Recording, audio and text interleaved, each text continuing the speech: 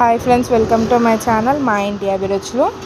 ఈ వీడియోలో మీకు ఒక దోశ బ్యాటర్ అయితే చూపిస్తున్నాను. ఈ బ్యాటర్తో 4 టైప్స్ ఆఫ్ టిఫిన్స్ అయితే ఈజీగా చేసేసుకోవచ్చు అండి. ఒక్క బ్యాటర్ ఉంటే సరిపోతుంది ఇంట్లో.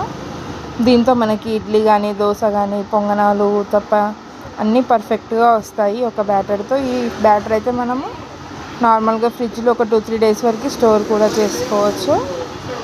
దీని ఫుల్ వీడియో లింక్ అయితే నేను రిలేటెడ్ వీడియోస్లో ఇస్తాను, మీరు కావాలి అని అంటే చెక్ చేయండి. మీకు మా వీడియోస్ నచ్చినట్టయితే లైక్ చేయండి, షేర్ చేయండి, సబ్స్క్రైబ్ చేసుకోండి.